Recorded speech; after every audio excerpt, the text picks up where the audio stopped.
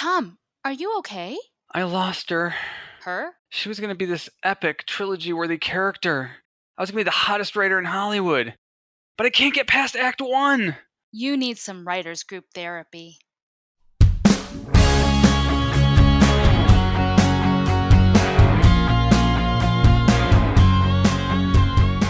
Hi, and welcome to Writers Group Therapy. I'm Tom. And I'm Roshni. We're writers helping writers. Are you ready for your session? The doctors are in.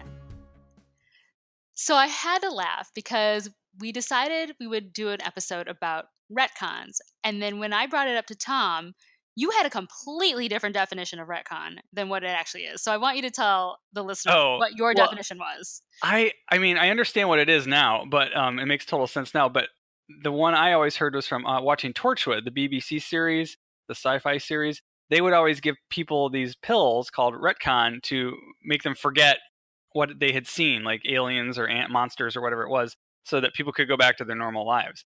So it was kind of like, roofing people, and that's where I learned the term retcon from. Which I think is funny. I'm like, you've been doing this longer than me. How have you not heard this term? So, for everybody out there, we are going to give you the definition of retcon and then we will go into it. So, retcon is retroactive continuity. So, retroactive continuity, or retcon for short, is a literary device in which established facts in a fictional work are adjusted, ignored, or contradicted by a subsequently published work which breaks continuity with the former. And as a sci-fi writer Yeah. and a comic book lover, I'm sure you've seen a lot of retconning. Yeah. And the biggest one everyone always points to is a Star Wars Episode 1, The Phantom Menace, when they introduced the idea of midichlorians. I don't know if ever mentioned in any of the literature, to be honest with you, but in the movie world, they never said anything about these microscopic creatures that let you control the Force or whatever it is. So here we are. We've already had 3 movies go out and whatever else, the stories and the comics and the books. And now here everyone gets introduced to, the Force is not just a mystical thing. It's actually some microscopic creatures in my bloodstream. So that was a big, huge what? Yeah, I mean, I think the thing with retconning is, like, I understand it happens a lot, and especially like we were saying with comic book movies and comic books in general, somebody dies and then they bring them back to life, and whatever soap operas, for crying out loud, they retcon all the time. But I just wonder if it's lazy writing. Well, it's serving some sort of purpose, obviously, at least you Making hope it money. is. That's what it's Yeah, serving, is making more like with the money. the Star Trek franchise, they told J.J. Abrams do whatever you want, and they created a whole new timeline where everything's different. The characters have different backstories and have different relationships, but I think the fun part is we get to see that they still come together and form that same team that we, Trekkies love, Trekkers, whatever you are, love. So in some ways, it's kind of like giving you a fresh start to tell new stories, and then you just kind of move on from there. And some people have never experienced those movies, the original Star Trek movies. So this is an opportunity for them to come in fresh with new actors and new stories, and start to enjoy it now. So there are creative and business reasons to do it. So I don't blame it on the writers, because it's often a business decision Well, to yeah, do I something mean, like that. they're told to do it. But I just wonder, I mean, for the people who already love an established property, and then when there's a retcon and it's especially when it's handled poorly, it just makes me mad. I'm just like, what are you doing? I don't want to watch this anymore? Yeah, the X-Men series did that big time. They had the first X-Men, 1, 2, and 3, and a whole bunch of people died. And then Days of Future Past came out, and they rewrote the entire history of everything. And they literally show that in the last scene of the movie. They show, oh look, these dead people are back, and everyone's happy. And it's kind of like, really? It's like there's no consequences in anything. A little, yeah, a little frustrating. So yeah, that can be disappointing. You're like, okay, yeah.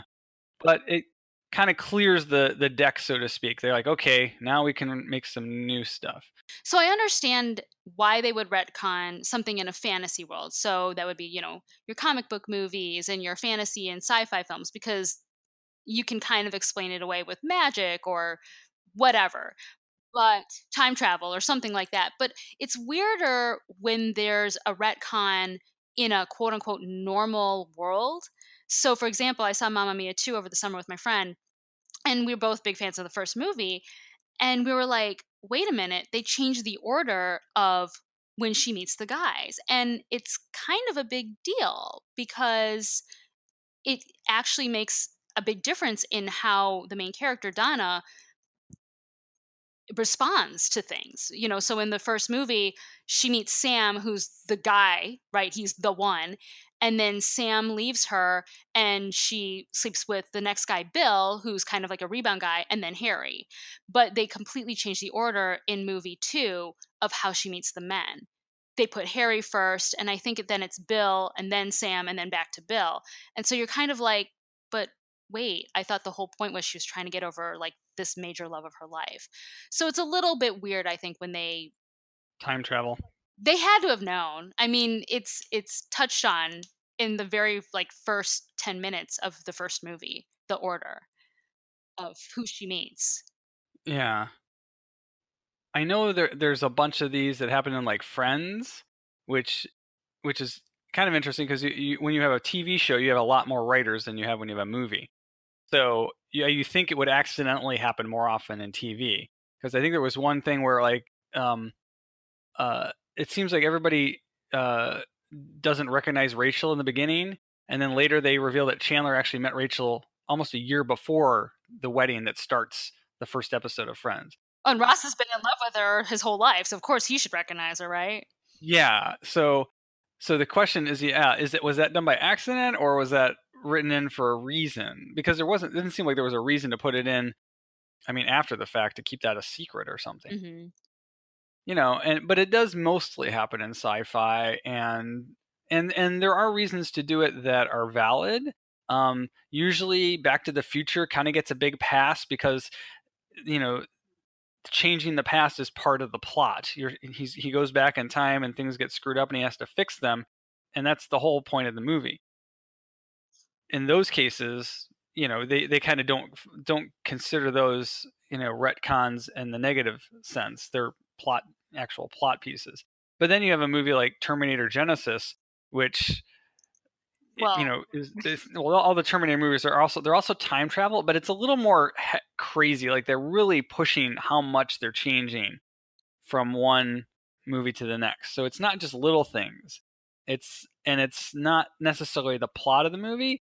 It's that they're forcing you to accept new information in order to validate their plot of the new movie. hmm, So in those cases, I don't know if it's like you said lazy writing or if they just had an idea for a movie and then they had to make it work to fit everything else they've already done if they want to do it within the franchise's universe.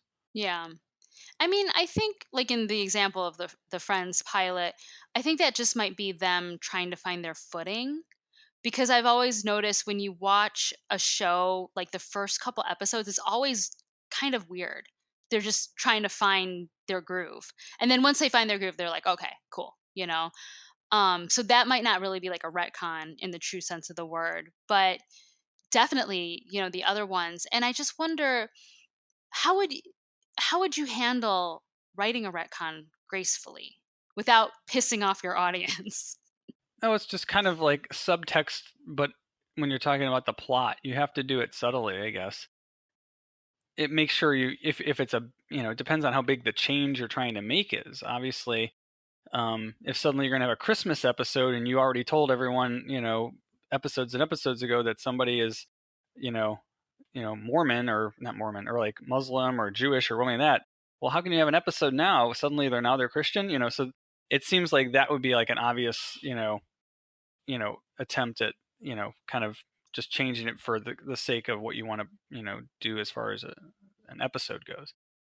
So I would just say if you're doing something, subtly, if you're just trying to introduce a little bit of information to make the story roll a little smoother, then it's okay to do, but you have to do it in, an elegant way. Yeah. And I think definitely do your research, especially if it's an established property and there's tons of films and books and whatever, as much research as you can do to see what's already in the existing world so you're not pulling something Yeah. out of nowhere.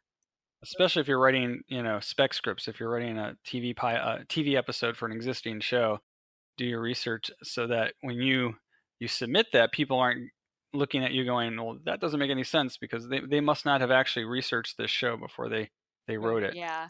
Or you could do the other lazy writing cliche, "It was all a dream." Right. So how about for all of you?